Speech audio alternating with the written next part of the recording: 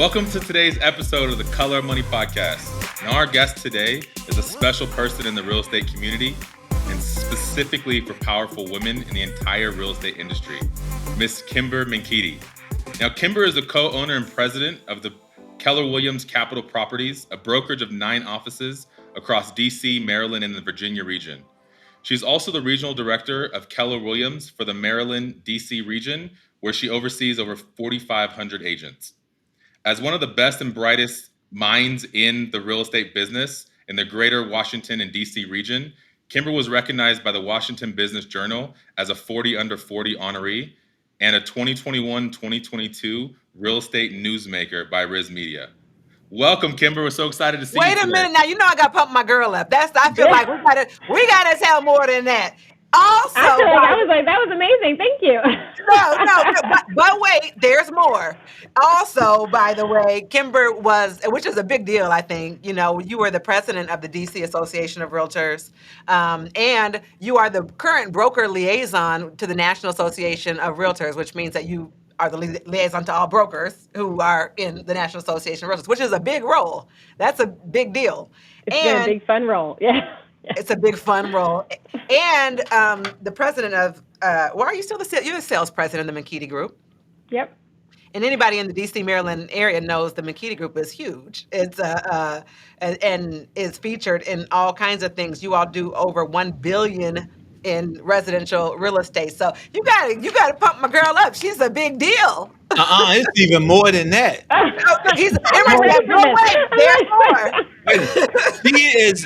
is on the board of directors of Bright MLS, one of the largest MLS systems in the country. We have over 45,000 members in Bright MLS, and she sits on the board of directors there.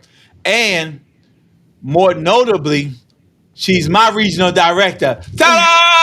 Wait, there's more. This is what happens when you get to do an episode with people that you admire. Thank you.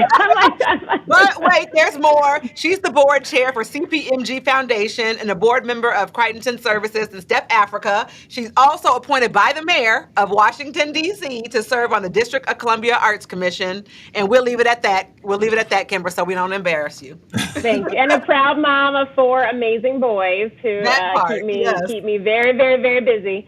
My biggest asset and greatest opportunity. Well, how do you juggle all of that? I mean, we just had like 3 different intros for you, and you do all of them very, very, very well. Like, how do you handle all that? How do you juggle all that? I think embracing this idea that like balance is a lie, which is one of my themes in life right now. Like you don't embrace, it doesn't. Not all things matter equally. So sometimes things get out of balance, and you have to focus in different areas. And one part for me is also learning to really say no to say yes, right? So I've had to say no, and to just maybe not even necessarily no, but let me say yes for somebody else. So a no for me can mean a yes for somebody on the team, in the broader world, another opportunity. And so really trying to think about it from a bigger perspective that it's not always, it's definitely all of those things. I'm part of a bigger ecosystem. And so that's what makes it all possible. Yeah, I love that. In today's conversation, we're going to be talking about the 5, like crafting and developing your wealth crew, like your wealth team. So when we think about that, Kymber, what does that mean to you? As you've grown and as you've evolved in this industry, how is your wealth team? Who makes up your wealth team? And then what does that look like for you, and how has it grown over the years? Yeah, I love that. I love thinking about that, like this board of directors for your life, for your wealth, for different areas that are important to you to develop. I think one of the principles that was a big eye opener for me is sort of your network is your net worth, right? Like who you surround yourself with matters. That 5, we say 5, but it's 5 in the different circles of your life. So if that means you want to go on a health journey, if it means you want to go on a wealth journey, whatever that looks like, really look up, because you're the average of the 5 people you spend the most time with in any one of those areas. So that was a big aha for me, right? Was I in conversation, in relationship, actually dialing into people that were going to help push me on that journey. I'm naturally just much more, particularly financially, I'm conservative, right? Like I like to look at the money in the bank, right? And so my life partner was not that way, right? Bo's like, I don't need to be in the bank. Like we can spend it and we'll multiply it and it makes it bigger. And so that balance of being able to know, hey, okay, how could I get more comfortable with risk? For me, that was also about how do you assemble a team of people who could be good advisors for you. So that was a lot, but I think one is like, look up, right? Ask yourself, who am I spending time with? Because my net worth is going to look like that, right? It's the average of that. So that might mean you to find some different rooms to get in that area of your life. Doesn't mean that you have to eliminate everybody that you hang out with, but you need to get really purposeful, intentional on the wealth journey, that you're getting in rooms that are going to help expand your thinking, your level of comfort with some of those conversations. So that was number one, was really thinking about being much more intentional about some of the relationships and rooms I was in to expand that conversation. Yeah. And I think that as you've grown and as you've learned this and continue to look up, now that you're at the top, what's up now? Are you still looking up? Like, what's the next level of that growth for you at this point look like then? Yeah, I think we're always looking up, right? Like, I think we don't actually sometimes spend enough time looking back at how far we've come. Like, sometimes we're just constantly that sort of gap and gain. You see a lot of people talk about, we're always striving for feeling like that there's a gap. Where do we want to be? Where do you want to go next? Where do you want to go next? And I think in your wealth building journey, sometimes the ability to actually look at where you've come from and how far you've grown in the wealth building journey and hit some of those targets is really powerful. Sometimes we like, especially this current season, right?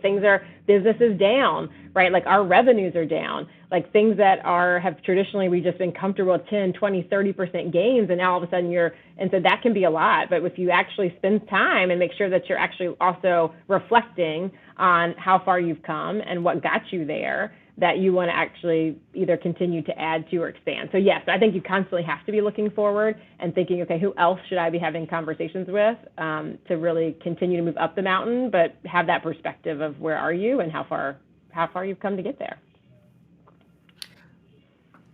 Well, I was going to ask, when you talk about the people around you and you're talking about surrounding yourself with the right people, you're one of the leaders of the organization called Her Best Life.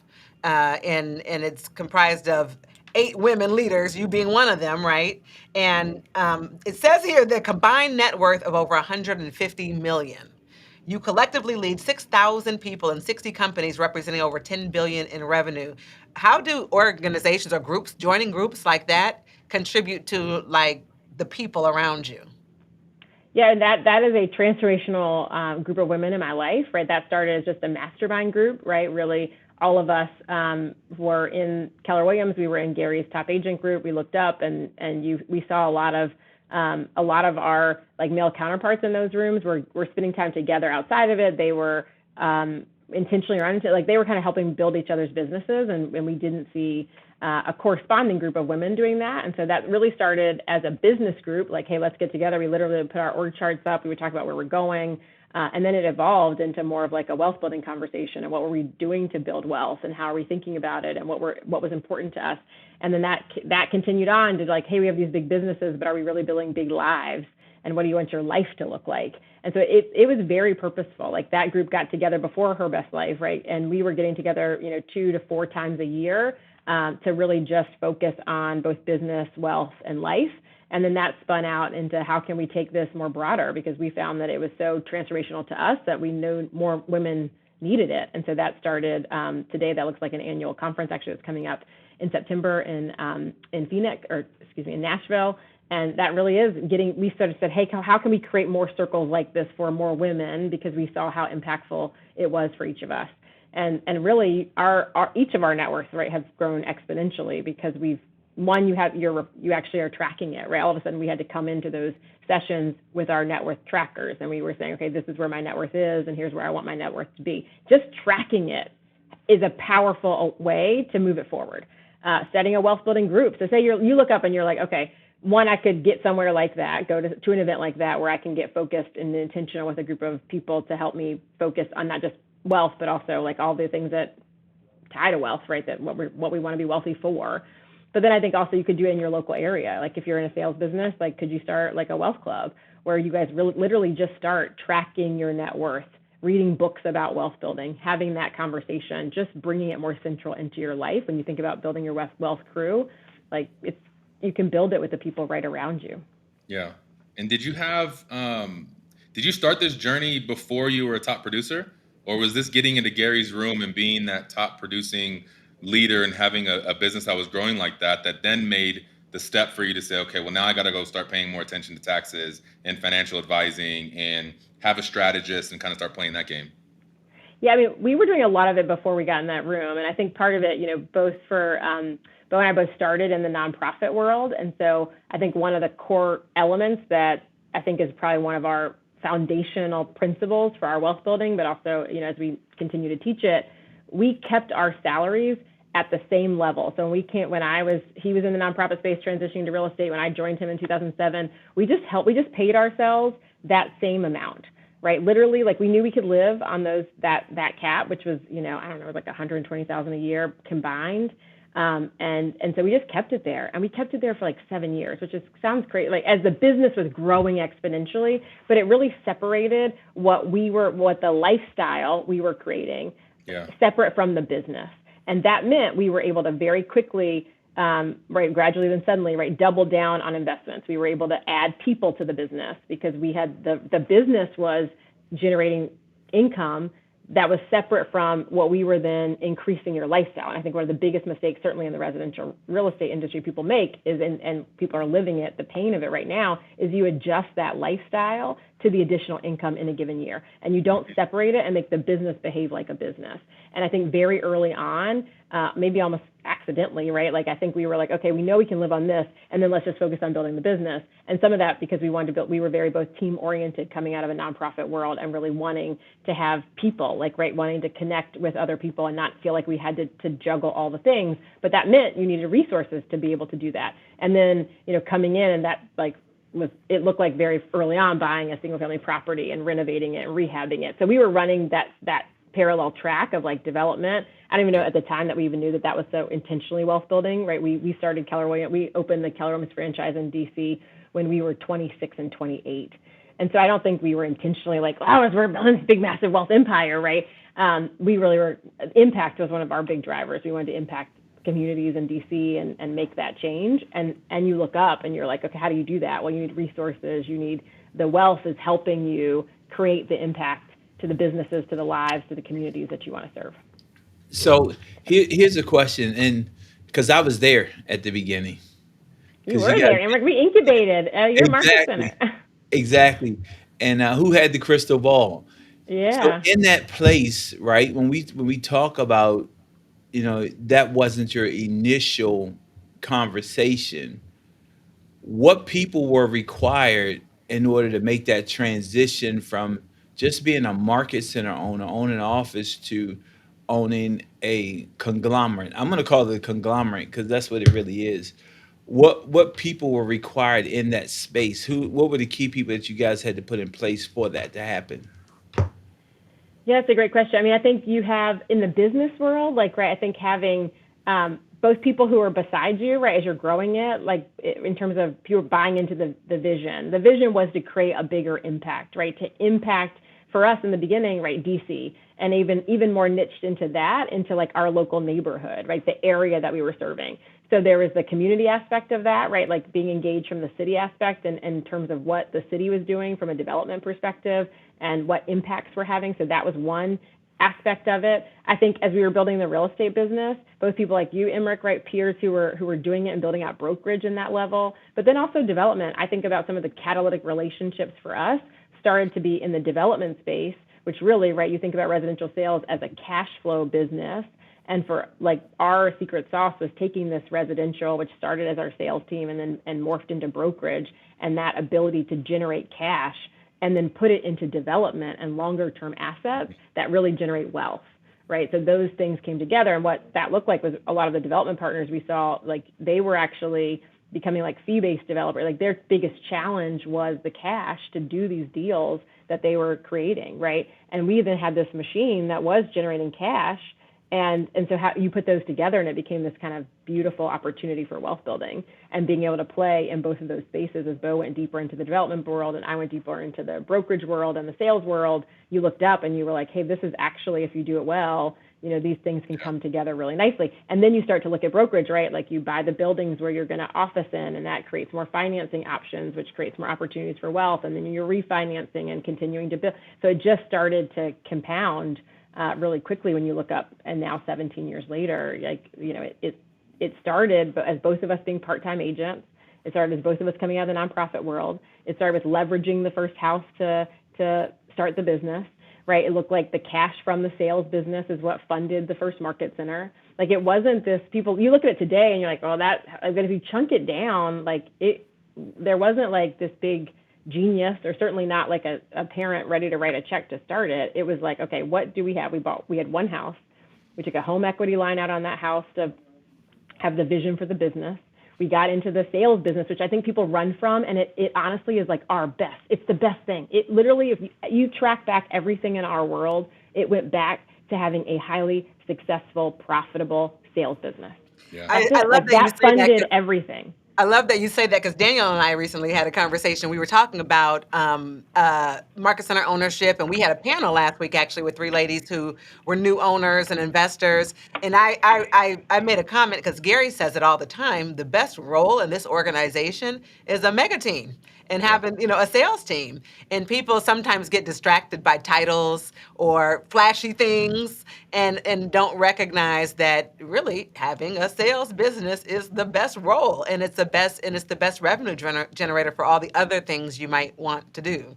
Yeah, and what we did was, like, I think so many times, and this is one of the areas I'm most passionate about when I coach and train our agents, is you get a good deal. You see an amazing deal. And what does an agent do? They're so excited to call the investor. And the big win for us is you get to relist it when he sells it again. So maybe you got both sides of the commission, and you get the listing when he brings it back. So he walks away with a couple $100,000, and you walk away with 2 commissions. Mm-hmm. Something about that didn't make sense, right? And for me, it was like, well, wait a minute. How can you get into that part? Follow the money. What was a real catalytic piece? We worked all year to make that, and that person made it in one transaction.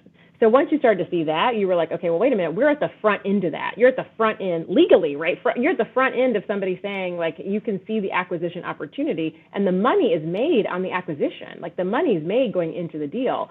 And if you're at the front end of that in a neighborhood, boots on the ground, you know the neighborhood, you know the market, you know the demand, you know when there's something that's a great deal and an opportunity, getting yourself into the flow of that is really, I think, where the transformation happens. And that, I think, literally all originates out of our sales businesses. Well, I think what I'm hearing through this, though, let's go back. You started the way that we typically teach our consumers to do it.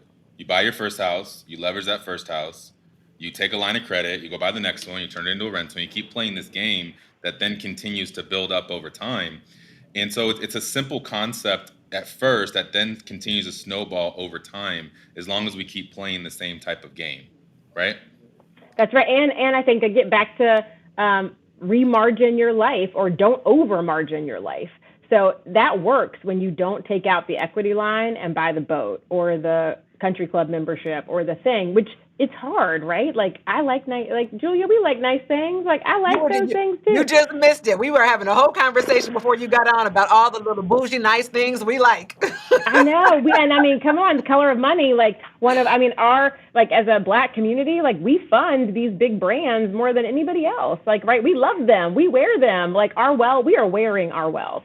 Yeah. And so that part, not to say that I don't love my Gucci bag, because I do, but I didn't get it until 5 years into the business, right? Because we were just putting it, and then it became a really big reward, not something I bought after every closing, right? It was okay, when we sold out our first 21 unit condo building, I knew I was buying, I said to Bo, when that last deal closes, I'm buying my bag. I knew it, right? And so it was a big reward for something that was something, and then now I'm we put those on our net worth statement, right? My bag. I'm this art, it's like art. There you go.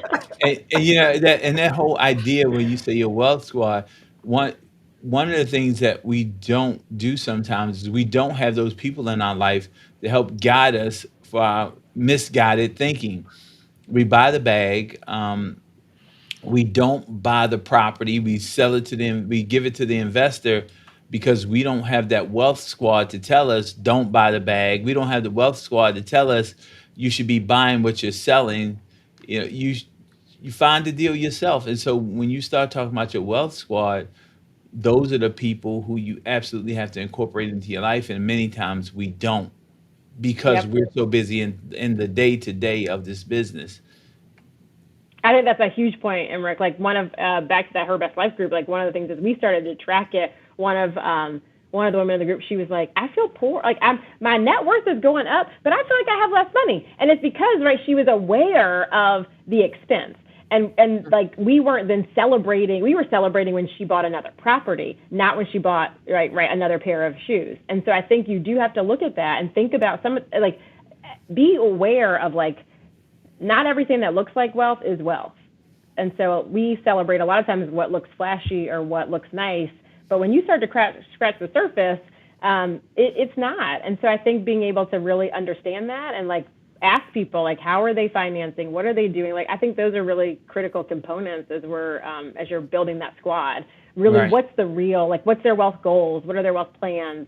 And not just a transactional part of it, right? The what kind of stuff do they have, but how does it actually show up in terms of assets?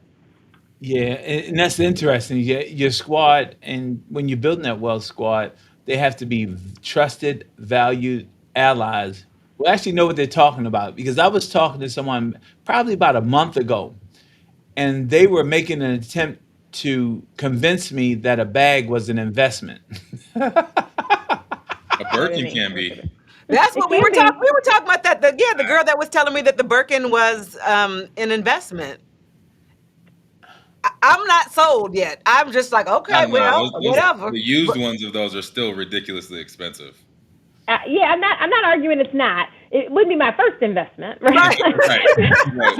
But if you are going to keep it up, they do resell very well, but it's not the same return you're going to get on a house.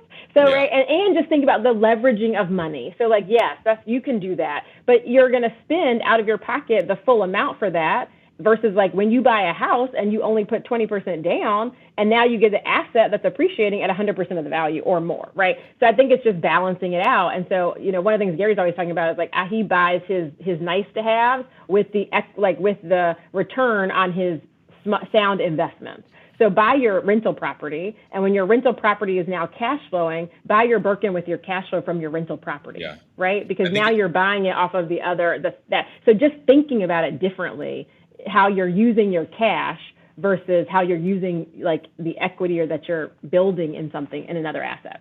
And oftentimes we're always thinking about an or conversation. I can get the house or the bag. And Gary has been really instrumental in my life on helping understand that. And how do we go get the asset and then go do the other thing and be a little patient in the process and understand, well, if we make a sound decision today, we can go blow a little bit of money and have some of the fun a little bit later in life. Mm-hmm. That's exactly right. And so how are we making sure that we're adjusting for that? Sorry, y'all. Yeah. And so and we talked about all these things. We all gonna make miscues, missteps along the way. What are maybe one or two missteps or mistakes that in this wealth journey that you've made and you've seen happen that you wish you could just take back? I think everybody drives around and looks at stuff that they were like, damn, I should have bought that, right? I should have, could have. If I bought that, I had this opportunity, it was right in front of me. So I definitely think taking some of those risks, especially when they are on assets that right? That taking that piece. I think that's one is you can't go back and replay that, but I definitely look at stuff differently now. I think understanding the acquisition piece. I think sometimes people run out of the sales business as quickly as possible, whether that's into leadership or development, or you're trying to get to the next thing, and really continuing to craft. And that is really some of our best assets literally were birthed out of our sales team in terms of the boots on the ground to see it. And so I would, even today, I spend time in my sales business. I think about how they are continuing to own the database and build the relationships. We have a strong geographic farm, and so there's opportunities that still come out of that. So I think sometimes we think of a pillar and then it's almost like you graduate out of that pillar. and you don't want to graduate out of it. You want it to still be a leg on the chair, and you're just building the next leg. But this leg has to still be really strong. And I think that is definitely an opportunity that I would continue. Now I know, and so I'm going back and trying to make sure all the legs are strong, but I would have done that more at the beginning. And then I think your team, making sure you're really investing in your wealth squad. We talked about some of the relationships, but also be really intentional. Like I realize, like in everything, if something's going on in your body, you go to a specialist. You don't try. I mean, I sometimes Google it, but when I need to, I should go to a specialist that knows that. In the wealth building game, especially around tax, around like financing, there are people that is what they do. So they get them and get the best team. Go find the person that is like working with the other right people that are entrepreneurs in your area and helping them secure financing. Like you want to go build your team with people who know what they're doing, because that was another big one. When you're saying your team, like I'm thinking of this when you're all saying build your wealth squad, and you've been talking a lot about really your squad being like your people, your salespeople. But in my mind, when I say squad, I'm thinking, okay, an accountant, financial advisor, whoever, like what other people, and any of you, Daniel, Emmerich, y'all could answer too, like. That's what I'm thinking. Is that am I off course or off base of thinking about like the people that I need to make sure I always talk to? Like after this, I got a meeting with my financial advisor, and my tax accountant messaged me yesterday. And then who else? Who else should I have? An attorney. Right. Well, Hello. it's a combination. It's a combination. A lender. A lender. Okay, yeah. Yeah, I think that banking relationship is so important, because if you can get unique lines of credit to be able to go do some of the additional things, that is what can really replicate or duplicate and triple the amount of returns you can get, because you don't always have to use your own money.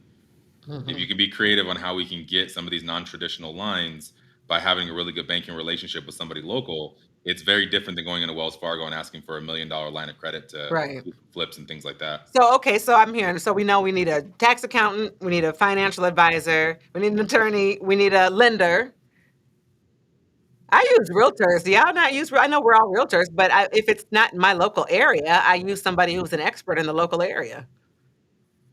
Well, I think what Kymber was saying that was so powerful too about using your retail business or using your sales as a solo agent or a team, that was a huge aha for me. Looking at that's my cash flow business. That's my cash flow business.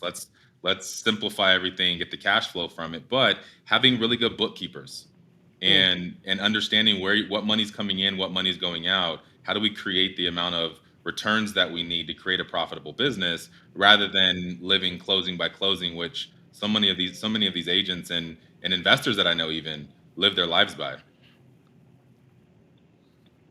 Who are we missing? We named a bunch of different types of people that should be in the wealth squad. Well, and I would even say, Julia, like start with one. Like so if you're overwhelmed by that and you're like, I don't have any of those people on my team, like in that list, do you have one person in your world? Do you have a strong financial planner, a strong tax person? Because if you have a really strong person there, they know the other people. And right, like they're going to help you build it. So don't feel overwhelmed. If you're hearing this like, oh, I don't have anybody on that list, great. Okay, go find one of them. Go find your local, person and talk to them, interview them. Don't just take the first person. Who else are they serving? What's the average net worth of their clients? What kind of deals? What's the last deal they did? So that you're really building it with the best person for you. And then you're able to really help. They can help you build out the rest of your team. Yeah. And I think one of the most powerful things for me is actually having a tax strategist different than a CPA who's going to do your taxes. Because your tax liability is arguably the biggest expense you're going to have every single year. And so if you don't have a strategy and a plan around that, then you're kind of doing it wrong. We're creating all this cash flow and doing the stuff, and then having it leave out the back door to go, wherever the hell it goes. Yeah. Well, and what's great about that, Daniel, or not great, right, is for those of us that are like, okay, all my expenses, it looks like I'm not actually making a lot of money. Then all of a sudden you start making money, and then it's like, oh shoot, right? Like now you all of a sudden, what feels like a faraway problem becomes like a very real problem, and like that will take up for, especially in the agent community, like that takes us out, right? The first time you feel like you did really well, but you didn't budget for the expense of taxes or quarterly tax payments. And so now we did this, right? We had a big year. It was amazing. We reinvested all that money because we hadn't, right? Like we were deducting everything. So the prior years, the business wasn't really showing up as there wasn't a lot of huge tax liability. And then all of a sudden it was the year we actually launched KW, right? We invested it all back into KW. And then we looked up and there was no, where was the cash? Well, we had invested the cash because that's what you're supposed to do. But we didn't have any money to pay the taxes, right? And then we had a problem. So just I think you want to see out, not just the problem of opportunity of today, but see out for where you want to be and get the team that can build you to there. Yeah, and that's what makes the Wealth Squad so critical, because they help you find the gaps in your life that you can't see, because it's hard to see the picture when you're in the picture. Yep. Well, and they're living this already. So it's our first time going through it. And these are people that see it. They've seen it for 10 years or 15 years or 20 years. So you only know what you know. You only know what's around the corner that you walk around. But when you're dealing with people who, to Kymber's point, when you look up and see these people that are managing portfolios of billions of dollars or hundreds of millions of dollars, that strategy completely changes the conversation, coming from somebody like me that's, grew up with a single mom of 3 kids and never had money my entire life. I don't have to make all the wrong mistakes, all the same mistakes a lot of other people did, if we just get in business and understand the right people that we're leaning on and learning from. So when we talked about the people, but what about the technology? How do we leverage technology in on this whole conversation about wealth tools and digital tools? What kind of technology are we using in this whole personal wealth team? Like programs or anything? Is there anything that technology? I'm not really using. I mean, I'm leaning on some of my our wealth management people that are using technology, which just lets you sort of see everything in a better way. I'm able to track net worth through some of we have a relationship with Northwestern Mutual, so we're able to use some of the tools that they have. I would even say, some of it is that this, right? If you, like Daniel was saying, maybe you don't know, don't be afraid to ask somebody, especially right now, because you'll be surprised who will jump on a phone call, a Zoom call. That seems trivial, but to leverage the technology of access to get into relationship with somebody. And I think you always could have something that someone needs. I say this all the time when people are saying, right back to acquisition and property, find out what you might have that somebody needs who's building out your team that you want to learn from, and use technology, use use social media, connect with them. Because I find that I'm always willing to have conversations. I know the 3 of you are as well. And that I think is how we, one of my life mantras is lift as you climb. And so I think we have to ask for that and know how to ask for help, but also don't be afraid to get, maybe you can't get on an airplane today, but you can get on a Zoom call today and have a conversation with somebody. Yeah, and I'm a spreadsheet dude. Yeah. Nothing sexy, just Excel spreadsheets and calculations and auto sums and all that other fun stuff helps you see more clear. Now I'm gonna go a little bit different direction with this, Kymber. I think that one of the things we want to talk about here is the successes and the joys and sharing information. But being a young Black woman in this industry, what are some of the challenges that you experience for some of our listeners that may feel some of these things or have some of the challenges and not be around strong people around them? What are some of the challenges you faced as a Black woman in this industry as you're growing up and building this wealth? Oh man, there's a lot of them, right? I mean, well, one, Julia, there's just not a lot of us. It's not a lot of us.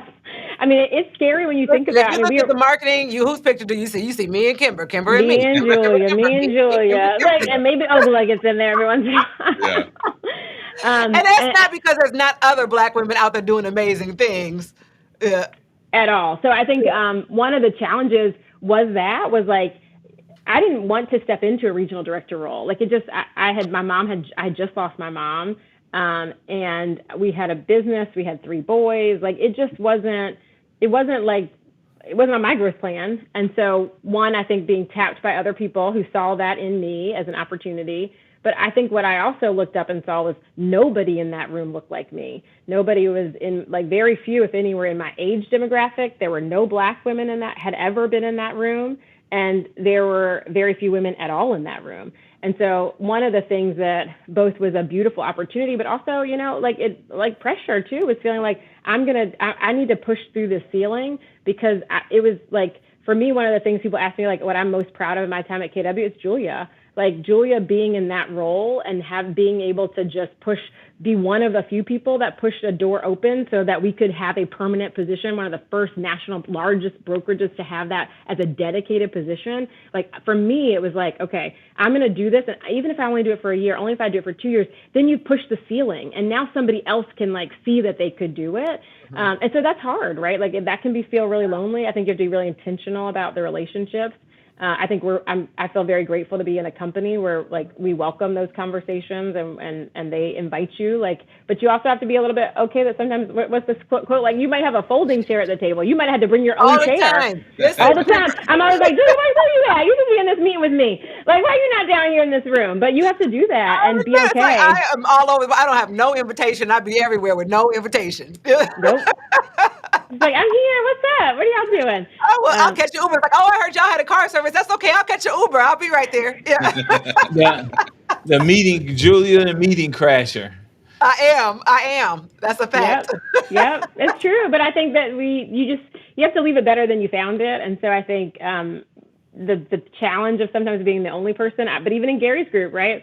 Like I looked up and I was like, I'm committed. I would send my notes in BRM because I was like, I will not be the only person in here for long. And I think that, I think that is, I think all of us need to take that orientation that like, how do we push, I want people to go, like, how do I push the net most people, like even like beyond, because then everybody gets better. We all get better. Yeah. But Kymber, do you feel like sometimes you become, because at least for me, you were like, anytime there's an issue about Blackness or about everybody calls. Everybody's like, well, call Kymber, of course. Like, and now Kymber's getting 1,000 calls from 1,000 people because she is the Black woman that you go to for Black things. That's why I'm like, now we got Julia. I'm like, did y'all talk to Julia already? Do you feel like, is that it? How does that work for you? And do you welcome that, or is that a challenge for you? Yeah, I mean, I think it's all perspective, right? Like sometimes I think you can look at it as like as a challenge, right? But I also felt like, wow, there were a lot of conversations that people either didn't even know they needed to have, but at least there was a space where they felt like they could openly have the conversation, and then you're trying to educate. Like a lot of this, I think, happens one person, one conversation at a time. So it's heavy, that's for sure, right? And if it means that it's less heavy for somebody else, or you've opened somebody's eyes, or you've changed a perspective, I mean, like so it's not without its challenges, but I think to whom much is given, much is expected, right? So I feel like I'm just blessed beyond measure in my life. And so I do feel like the fact that, I have an opportunity to have those conversations or to be in those rooms. I know how many women, Black women, especially before me, that didn't get that opportunity. Right. So I feel like right. Like I do feel like, I mean, Emmerich is my champion. Every time I feel like I'm having a rough moment, Emmerich is always, what do you tell me, Emmerich? People would wake up grateful for the problem that you're struggling with today. We have issues other people would love to have. We have issues other people would love to have. So it's hard, right? Doesn't mean in the moment that I don't need to text Julia at my frustration, but I also like when I look up, the bigger perspective is amazing. Yeah, I love that.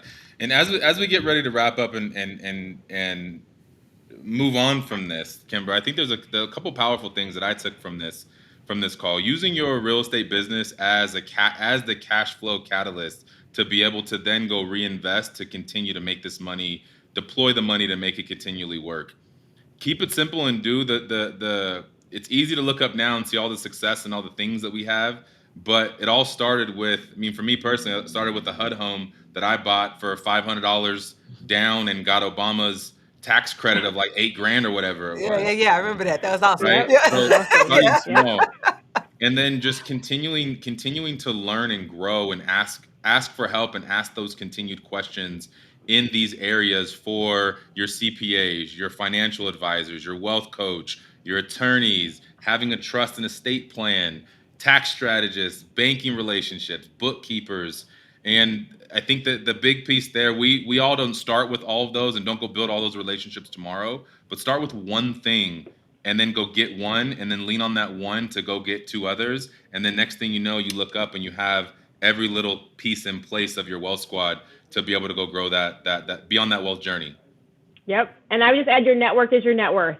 So look around you. If you have people who are encouraging you to buy the bag and not the house, you need to also get a different room, right? Like you need to expand your room or change the conversation in that room. But the people that you are spending your time with, that you are having conversations with, that you feel comfortable to share your net worth with beyond like your professional team is your personal team. And you want the people who are going to celebrate you when you add that extra rental property, even when that means that you had to like stay local for a vacation instead of the big international. Like you need that because there's in the moments, our desire will be to go get the thing, to go get the immediate gratification. And wealth is a long game. It's gradually then suddenly. It is exponential. It is compounded over time. And it means you gotta, like, it's worth the wait. Yeah, absolutely. Yeah. Julia, Emmerich, last words as we wrap up? Nothing. I just want to thank each and every single one of you for being part of my wealth squad and helping me on my wealth journey. And for me, it's always a pleasure, Kymber. Always a pleasure. And thank you Always. for being Thanks, here with Emmerich. us. Let's just keep chopping wood and keep working on the wealth squad. Yes, I appreciate what you guys are doing. This is a powerful conversation, and we have the right people leading this podcast. So thank you. Thank you, Kymber. Thank you. And please make sure to follow Kymber and her podcast on Empire. Wait, oh my gosh, stop everything. We didn't talk about Kymber's podcast at all. Kymber, can you just tell us, you are the newest member of Empire Builders podcast, right? Absolutely. Empire Builders, which is just a conversation with, women building big lives and really big businesses. And so it's a great podcast, drops every Monday. So check it out. You can find it, Kymber Menkiti, anywhere on Instagram, social. And then, check out the podcast, Empire Builders. Awesome. Thank you. Thank you so much, Kymber. Thank you, Thank Julia you, guys. and Emmerich. Have a great rest of the day. See y'all next time. Follow the Color of Money podcast today and get notified when new episodes are released weekly. Be part of this transformative listening experience.